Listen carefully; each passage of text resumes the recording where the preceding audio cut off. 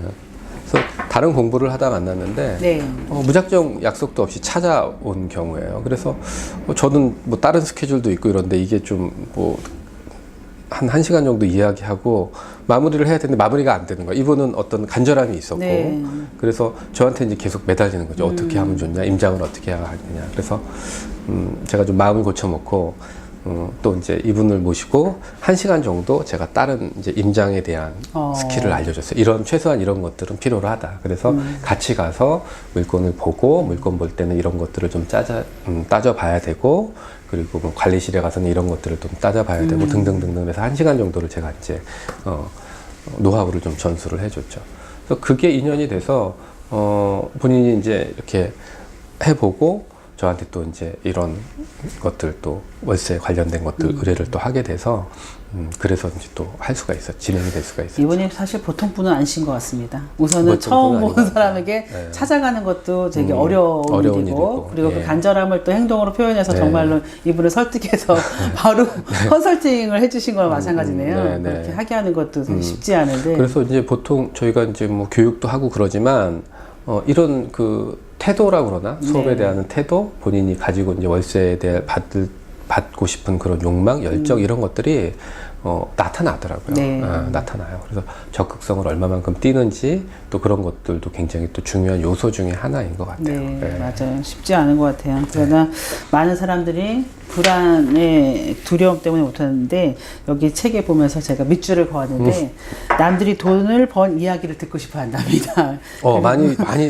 많이 듣고 싶어요. 네, 근데 번 사람들은 별 할 말이 없답니다. 별로 할 말이 없죠. 네, 번 사람들은 그냥 하면 돼. 네, 별표. 그리고 또 어떤 사람들은 이제 물건을 추천받거나 이렇게 뭐 이런 것들을 할 때 지르는 게 더 중요한데 네. 어떤 물건이 좋은지 이런 것만 이제 듣고만 간다는 거죠. 그렇죠. 상담만 네, 하고 네, 사실은 맞아요. 그 다음에 실행이 안 되는 경우도 많고 그리고 언제 어떻게 할 것인지 이제 구체적으로 질러놓으면 굴러가는데 그냥 늘 머릿속으로 상상만 하고 실천하기 어려운데 아마 이 사례자분은 아마 더 적극적이고 행동파였고 또 그렇죠. 좋은 이제 멘토를 만나서 할 수 있었던 것 같습니다. 네. 그럼 구체적으로 한번 여쭤볼까요? 이분이 어떻게 해서 진짜로 월세를 받게 됐는지 정말로 30대 주부로서 지금 두 아이의 엄마로 나오시는데 네. 그냥 가정주부로 살면서 정말 이렇게 투자를 해서 수익이 날 수 있는 방법이 어떻게 운영을 하셨는지 한번 좀 알려주시겠어요? 뭐 운영한 거는 특별히 뭐 어려울 거는 없는 것 같고요.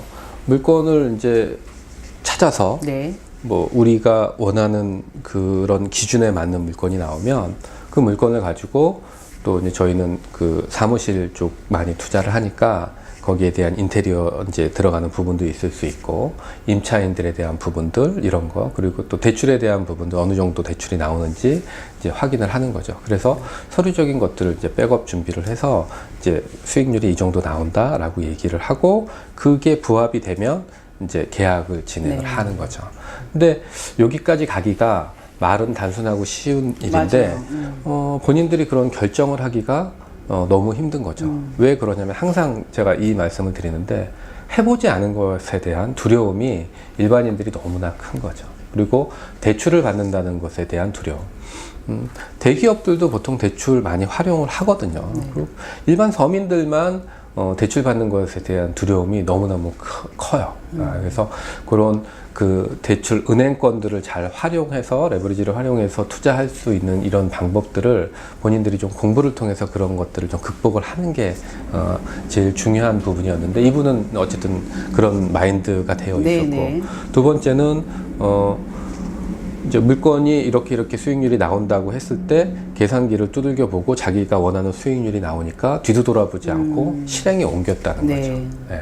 그 부분이 가장 중요했던 것 같아요. 그리고 나머지는 벌어지는 일에 대해서는 일로 생각을 하고 그걸 헤쳐나가면 되는데 많은 분들이 걱정 먼저 하니까 머릿속으로 걱정을 하니까 행동이 따라주질 않는 거죠. 네. 그래서 그런 것들이 좀 잘 맞았던 것 같아요. 성향 자체가. 네, 아주 잘 맞아서 잘 좋은 결실을 맺은 것 같아요. 네. 근데 많은 사람들이 모두가 부자가 될 수 없는 이유가 바로 지금 말씀하신 내용인 것 같습니다. 네. 많은 그렇죠. 두려움이 있고 그리고 이제 대출에 대한 염려가 행동하지 못하게 하는데 제가 보통 보면 사람들은 문제가 생기면 어떻게 하지라는 문제 때문에 행동하지 못하는데 사실 대표님을 제가 가까이 보면서 느끼는 거는 문제는 해결하면 돼. 뭐 생기기 전부터 걱정할 필요가 없어라고 하는데 많은 분들은 대출에 큰 돈을 만져본 적도 없고 그렇죠. 그런 부담도 있고 또 하나는 부동산 값이라는 걸 내가 전문가가 아니니까 이게 오를까 떨어질까 뭐 이런 염려까지 하는데 내가 바라는 수익이 어느 정도인데 그 정도만 되면 해도 된다라고 하는 건 만약에 좋은 대출을 그렇죠. 받아서 예, 예. 좋은 투자를 하면 된다는 거죠. 그래서 지금 뭐 이 책은 2017년 3월 정도 출간이 됐고 지금은 뭐 2019년 1월 달인데요. 네. 뭐 그때랑은 조금 차이는 있겠지만 네. 투자에 대한 원칙이 바뀌는 거는 아닌 것 같아요. 시기가 조금 바뀌었고 그 당시보다는 금액이 지금 책이 나올 때보다는 매가가 지금 계속 올라가고 있는 상황이에요. 네. 수익형 부동산의 가장 큰 특징은 매가가 이제 차이가 조금 있을 수는 있지만 임대료의 차이는 그렇게 많지 않아요. 그래서 매가가 올라가면 수익률이 조금 떨어지는 건 당연한 이야기고요. 또 매가가 떨어지면 수익률이 조금 올라갈 수 있어요. 왜? 매가가 떨어진다고 월세가 같이 떨어지지 않거든요. 기본 월세는 어느 정도 형성이 되어 있는 상황에서 뭐 부동산 경기가 좋아서 매매가가 올라가 버리면 수익률이 조금 떨어질 수 있고 네. 그런데 선진국으로 갈수록 이 수익형 부동산은 수익이 좀 떨어질 수뿐이 없어요. 지금 제가 뭐 이렇게 이야기하는 게 10% 정도 얘기를 하는데 10% 엄청난 네. 수익률이죠. 그렇죠. 지금 뭐 수익률 10% 맞추는 상품이 대법 아니고는 10% 나기가 거의 어려울 것 뭐 같은데요. 어렵다고 네, 네. 보시면 될 것 같고요. 네.